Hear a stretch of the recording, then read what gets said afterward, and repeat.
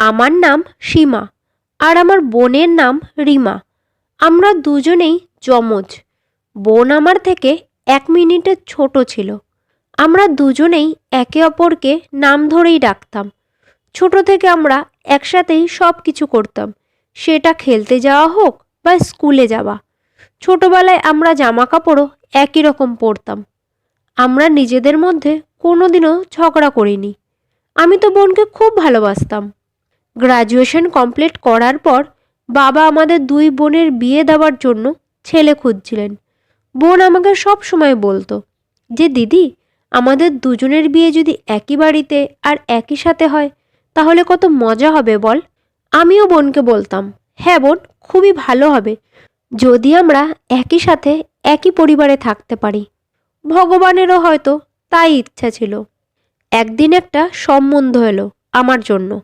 আমি যখন রেডি হয়ে পাত্রপক্ষের সামনে গিয়ে বসলাম, ওদের তো সবার আমাকে দেখে খুব পছন্দ হলো। তারপর কথায় কথায় জানতে পারলাম আমার হবু বরের একটা কাকাতো ভাই আছে, আর তার জন্যেও মেয়ে দেখা হচ্ছে। আমার বাবা তখন আমার বোন রিমার কথা বললেন। শুনে আমার হবু শাশুড়ি মা বললেন, এ তো খুব ভালো কথা, তাহলে আপনার ছোট মেয়েকেও ডেকে দিন, ওকেও তাহলে দেখে যাই। তখন রিমাকেও ডাকা হলো।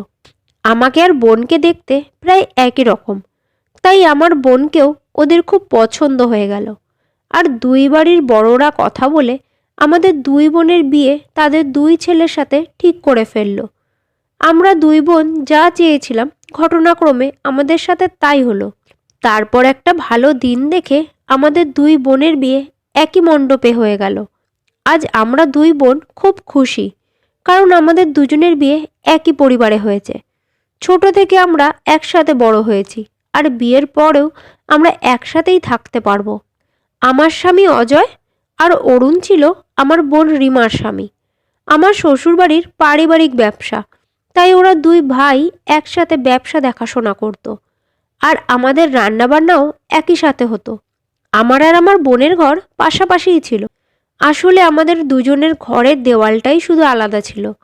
বিয়ের আগে যেমন আমরা একসাথে খেতাম, সব জায়গায় একই সাথে যেতাম, এখনও আমরা সেইভাবেই থাকি। বিয়ের পর আমরা গর্ভবতীও একই সাথে হয়ে গেলাম। কিন্তু সত্যি বলতে আমরা সবাই তখন অবাক হলাম যখন ডাক্তার ম্যাডাম বললেন আমাদের দুজনের ডেলিভারির ডেটও একই। এই খবরটা শুনে আমাদের শ্বশুরবাড়ি আর বাপের বাড়ির সবাই তো খুব খুশি। এইভাবেই 7 মাস কেটে গেল। তারপর আমার বাবা মা আমাদের দুই বোনকে বাড়ি নিয়ে গেল আমাদের সাথ দেবে বলে। ওখানে গিয়ে আমি একদিন বাথরুমে পড়ে গেলাম। ডাক্তারের কাছে নিয়ে যাওয়া হলে ডাক্তার ম্যাডাম চেক আপ করে বললেন বাচ্চার অবস্থা একটু খারাপ, ডেলিভারির আগে অবধি একদম বেড রেস্টে থাকতে হবে। তাই মা আমাকে আর বোনকে নিজের কাছেই রেখে দিলেন। আমার শ্বশুরবাড়ির লোকজনও এতে কোনো অমত করেননি। তারপর থেকে আমার বোন নিজে গর্ভবতী হওয়ার সত্ত্বেও আমার খুব খেয়াল রাখতো। এইভাবেই বাকি 3 মাসও কেটে গেল। তারপর একদিন ডাক্তার ম্যাডাম আমাদের দুজনকে হাসপাতালে ভর্তি হতে বললেন। আমরাও সেই মতন ভর্তি হয়ে গেলাম। ডাক্তার বললেন আমার বাচ্চার গলায় নলি জড়িয়ে গেছে, তাই নর্মাল ডেলিভারি করা সম্ভব নয়, অপারেশন করতে হবে। আমাকে অপারেশন থিয়েটারে নিয়ে যাওয়ার পর কিছুক্ষণ আমার জ্ঞান ছিল, কিন্তু তারপর আর কিছু মনে নেই। তারপর যখন একটু জ্ঞান ফিরল, মা বললেন আমার ছেলে হয়েছে। আমি জিজ্ঞাসা করলাম রিমার কি হয়েছে, ও ভালো আছে তো? তখন মা বললেন ওর মেয়ে হয়েছে। আমাদের দুই বোনের বাচ্চা একই দিনে জন্ম নিয়েছিল, শুধু সময়টা একটু আলাদা। 5 দিন পর আমাদের দুজনকে হাসপাতাল থেকে ছুটি দেওয়া হলো। বাপের বাড়িতে কিছুদিন থাকার পর আমরা দুই বোন একসাথে নিজেদের বাচ্চাদের নিয়ে শ্বশুর বাড়িতে ফিরে গেলাম। মা হওয়ার পর আমাদের দায়িত্বটাও অনেক বেড়ে গেছিল। আমরা দুই বোন একই সাথে বাচ্চাদের দেখাশোনা করতাম। কিন্তু অবাক করার ব্যাপার এটা ছিল যে আমার ছেলের যখন খিদে পেত তখন রিমার মেয়েরও খিদে পেত। একজন কান্না শুরু করলে অন্যজনও কান্না শুরু করে দিত। মনে হতো যেন ওরা দুজন যমজ ভাই বোন। আমরা দুই বোন তো এই নিয়ে খুব হাসাহাসি করতাম। বাচ্চারা না খুব তাড়াতাড়ি বড় হয়ে যায়। ছোট থাকতে এক একজন এক এক কথা বলে। কেউ বলে বাবার মতন দেখতে হবে, আবার কেউ বলে মায়ের মতন, কেউ কেউ তো আবার দাদু ঠাকুমার মতনও বলে। আসলে ছোট থাকতে ওরা কার মতন দেখতে হবে সেটা বোঝা যায় না, একটু বড় হওয়ার পরই সেটা বোঝা যায়। কিন্তু আমার ছেলে যখন একটু বড় হতে লাগলো, না ও আমার মতন দেখতে লাগতো, আর না আমার স্বামী অজয়ের মতন, বরং সে যেন আমার বোনের মতো দেখতে লাগতো। প্রথম প্রথম আমি ভাবতাম হয়তো এটা শুধু আমারই মনে হচ্ছে, কিন্তু ধীরে ধীরে পাড়া প্রতিবেশীরাও একই কথা বলতে শুরু করলো। এমনকি আমি যখন নিজের ছেলেকে নিয়ে কোথাও যেতাম, সবাই দেখলেই বলতো, এটা রিমার ছেলে মনে হচ্ছে। আমি তখন বলতাম, আরে না না, এটা তো আমার ছেলে, আমার বোনের তো মেয়ে হয়েছে। কিন্তু আমার ছেলেকে আমার বোনের মতো কেন দেখতে লাগে আমি সেটা বুঝতে পারতাম না। একদিন আমি মজা করে আমার স্বামীকে বললাম, আমাদের ছেলেকে না তোমার শালীর মতো দেখতে লাগে, মনে হয় যেন ওটা আমাদের না, রিমার ছেলে। এই কথা শুনে আমার স্বামী খুব রেগে গেলেন আর বললেন, তোমার কি মাথা খারাপ হয়ে গেছে নাকি? কি আজে বাজে কথা বলছো? প্রথমবার এমন হলো যে অজয় আমার উপর এত রেগে গেলেন, কিন্তু আমি তো শুধু একটু মজা করছিলাম। আমি বুঝতে পারিনি যে ও আমার কথা শুনে এত রেগে যাবে। তখন আমার মনে নানা রকম প্রশ্ন আসতে শুরু করলো, কিন্তু আমি এই ব্যাপারে আমার বোন বা আমার বাড়ির কাউকেই কিছু বলিনি। এইভাবেই বেশ কিছু মাস কেটে গেল। তবে আমার মনে এই প্রশ্নটা থেকেই গেল, কেন আমার বাচ্চাকে আমার বোনের মতো দেখতে লাগে। একদিন আমি ভাবলাম আমি আমার বোনের সাথে এই ব্যাপারে কথা বলি, কিন্তু আমি ওকে সরাসরি এই ব্যাপারে কিছু জিজ্ঞেস করাটা ঠিক মনে করলাম না। কারণ যদিও আমার কথাটা ভুলভাবে নেয়, তাহলে আমার সাথে সাথে ওর আমার স্বামীর সাথেও সম্পর্ক খারাপ হবে, আর আমি সেটা কখনোই চাই না। কিন্তু আমার মনের মধ্যে যে সন্দেহটা ডানা বেঁধেছে সেটা ঠিক করাও তো খুব প্রয়োজন।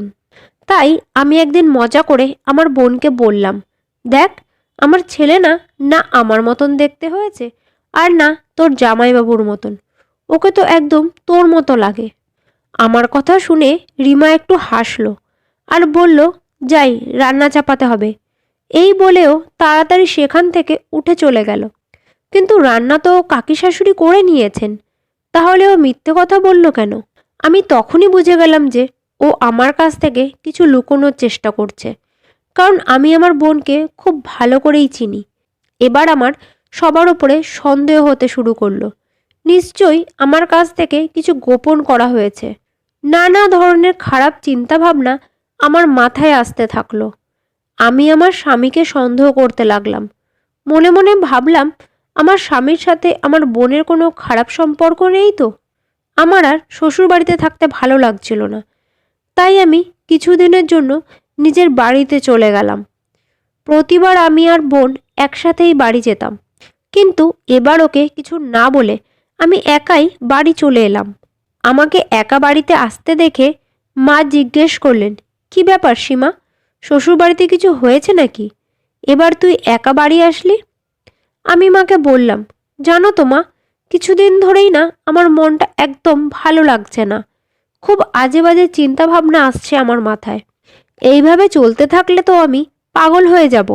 আমি এখানে কিছুদিন থাকবো মা, তাহলে যদি আমার মনটা একটু শান্ত হয়। আমি আমার বাড়িতে কিছুদিন থাকতে গিয়েছিলাম, কিন্তু দুদিন পরেই আমি আবার শ্বশুরবাড়ি ফিরে আসলাম, কারণ আমি আমার প্রশ্নের জবাব পেয়ে গেছিলাম। আমি যখন মায়ের কাছে এসেছিলাম, সেই সময়েও আমার বোন বারে বারে আমার মাকে ফোন করছিল। হয়তো ও মাকে এটাই বলছিল যে আমাকে যেন মা কিছুই না জানায়। তবে আমার অবস্থা দেখে মা আমাকে সব কিছু জানিয়ে দিল। মা বলল, এখন সময় এসেছে তোর সত্যিটা জানার। এখনও যদি না বলি তাহলে হয়তো তোর জীবনটাই নষ্ট হয়ে যাবে। রাতে বাড়ি ফিরে আমাকে দেখে আমার স্বামী বলল, কি ব্যাপার, তুমি কাউকে কিছু না বলেই বাপের বাড়িতে চলে গেলে? আমি আমার স্বামীর কথার কোনো উত্তর দিলাম না। তাকে বললাম, আমার সাথে চলো। তারপর আমি আমার স্বামীকে নিয়ে আমার বোনের ঘরে গেলাম। তখন সেখানে অরুণ, মানে আমার বোনের বড়, ছিল। এইভাবে রাতে আমাকে আর অজয়কে ওদের ঘরে ঢুকতে দেখে ওরা একটু অবাক হয়ে গেল। আমাকে দেখে রিমা বলল, "কী রে দিদি, আমাকে না বলেই ওই বাড়িতে চলে গেলি? আমাকে একবার বলতে পারতিস, তাহলে আমিও যেতাম।" শুনে আমি বললাম, "তুইও তো আমার কাছ থেকে এটা গোপন রেখেছিলি যে তোর দুটো যমজ বাচ্চাই এই পৃথিবীর আলো দেখেছে।" ওই কথাটা শুনে আমার দিকে অবাক হয়ে তাকালো। আমি গিয়ে ওকে জড়িয়ে ধরে খুব কাঁদলাম। একটু শান্ত হয়ে আমি জিজ্ঞাসা করলাম, "তোমরা সবাই কেন এতদিন এই ব্যাপারটা লুকিয়ে রেখেছিলে?" তখন রিমা বলল, "তোর ডেলিভারিতে কিছু সমস্যা হওয়ার কারণে তোর সন্তানকে বাঁচানো সম্ভব হয়নি। আমি চাইনি যে তুই চোখ খুলে এটা দেখিস যে তোর কোল শূন্য। তাই আমি আমার একটা বাচ্চাকে তোর কোলে তুলে দিয়েছি। আর তাছাড়া ও আমার কাছে থাকুক বা তোর কাছে, একই তো ব্যাপার।" ওর কথা শুনে আমার চোখে জল চলে আসলো। আমরা দুই বোন একে অপরকে জড়িয়ে ধরে খুব কাঁদলাম। তারপর বোনকে বললাম, "তুই আর অরুণ আমার জন্য যা করেছিস তা আমি কখনো ভুলতে পারবো না। আমি যদি তোর জায়গায় থাকতাম তাহলে হয়তো এমনটা করতে পারতাম না। তোর মন অনেক বড়। আমার স্বামীও আমাকে খুশি দেখতে চেয়েছিল, তাই সেও আমাকে কিছু জানায়নি, এতদিন চুপ ছিল। এমন একটা বোন আর পরিবার পেলে কারোর জীবনেই কোনো দুঃখ কষ্ট থাকবে না।